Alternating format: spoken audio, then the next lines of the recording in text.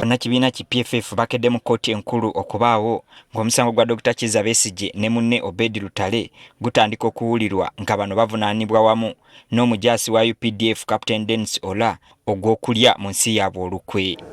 Okusinziira ku ludda oluwaabi, bano baali baagala kumaamulako gavumenti ya Pulezidenti Museveni. Omulamuzi Emmanuel Baguma ali mu mitambo gy'omusango guno. Kkooti ebadde erina kutandika ku ssaawa 4 ez'okumakya wabula zigenze okuwera ssaawa 6 n'ekitundu nga mpaawo kyagenze mu maaso yadde abavunaanwa okulabikako. Kino kiviiriddeko abantu okusoberwa era ekiddiridde bano kutandika kukoloobya nnyimba ezisoomooza omulamuzi Baguma. Nga wayise akabanga emmotoka y'ekitongole ky'amakomera etuuse kyokka nga mulimu Captain Dennis Ola yekka. Amangu ddala nga kkooti etandise ekya Dr. Kizza Besigye n'Obedi Lutale obutaleetebwa mu kkooti y'emu ku nsonga ezisoose okuleetebwa bannamateeka baabwe. Bategeezezza nga batasobola kugenda mu maaso n'omusango ng'abavunaanwa tebaliiwo. I do not know what the explanation the prisons have, but I know that the Constitution does not allow proceedings in the absence of the accused persons. Omulamuzi bw'atadde ku nninga omusirikale w'amakomera Emmanuel Hire annyonnyole ekiremesezza okuleeta Dr. Kizza Besigye ne Obedi Lutale mu kkooti. Ategeezezza nga bwe waliwo ensonga ezibadde zitannaggwa wakati w'abavunaanwa ne bannamateeka baabwe. The accused persons are not present in court, citing pending issues between the lawyers and the court. Bannamateeka era baloopedde omulamuzi ng'ekitongole ky'amakomera bwe kyaziimuula ebiragiro bya kkooti okubalemesa okugenda okulaba abavunaanwa. Munnamagye Captain Dennis Ola ategeezezza kkooti nga bwe batasobola kutandika kuwulira musango guno nga tebannaba kuweebwa mukisa kuyita mu bujulizi obwaleetebwa. You told us that the lawyers are free to go with all the facilities necessary so that we can acquaint ourselves with the same. That did not happen today. And therefore it would be very unfair for me to stand before this court of trial without knowing what I'm facing. For specifics, I would request this Honorable Court to write to the Commissioner General of Prisons and this will guide according. Ola era yemulugunyizza ku ngeri gye bayisibwamu ng'abasirikale b'amakomera babakugira okusisinkana kyokka nga bonna bali ku musango gwe gumu. I entered upper prisons today.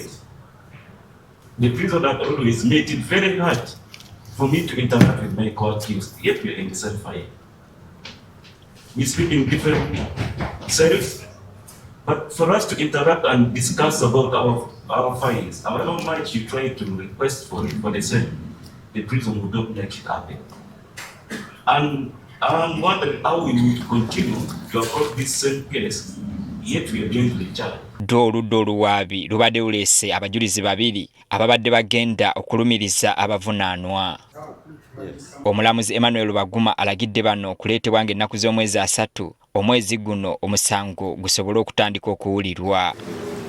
Waliwo n'omusango Dr. Kizza Besigye gwe yaloopa ng'alumiriza omuduumizi w'eggye ly'eggwanga General Muhoozi Kainerugaba nga bw'ayagala okumutta. General Muhoozi avunaanibwa n'abasirikale ba UPDF abalala babiri okuli Kano Peter Ahimbisibwe ne Lieutenant Kano Ephraim Byalugaba abaddumira ekikwekweto nga bakwatibwa nga kw'otadde n'okubakuumira mu nkambi z'amagye nga tebakkiriza muntu yenna kubatuukako. Omulamuzi Baguma awadde General Muhoozi ne banne sabbiiti emu yokka okubanga bataddemu okwewozaako kwabwe ng'omusango oguvunaanibwa Dr. Kizza Besigye tegunnaba kutandika kuwulirwa. Elias Lukwago omu ku bannamateeka ba Dr. Kizza Besigye n'Obedi Lutale ategeezezza nga kati obwanga bwe bagenda okubuzza mu kuyigga omuduumizi w'eggye lya UPDF General Muhoozi Kainerugaba okulaba nga bamuwa ekiragiro kya kkooti kino. Justice Baguma agambye nti Muhoozi Kainerugaba alina okwewozaako mu nnaku 7.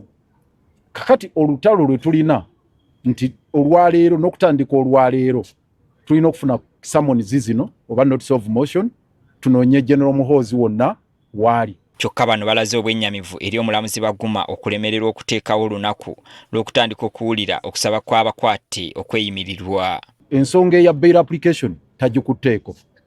Eyo twagala nayo bail application efixing bwe twakasaba bail emirundi ena ng'agaana. twatadde mu bail application ey'okutaano tannagifixinga. We thought he could have fixed it the same day. We hear all the applications on the same day. So we are awaiting that. And we feel that the bail provision, the provision even for mandatory bail, has been ignored in the case of Dr. Kizza Besigye and Obed Lutale. Abavunaanwa bakudda mu kkooti ng'ennaku z'omwezi 3 omwezi guno nga tekimanyiddwa oba Dr. Kizza Besigye ne Lutale baana babasisinkanye bannamateeka baabwe okwekenneenya obujulizi obwaleetebwa oludda oluwaabi.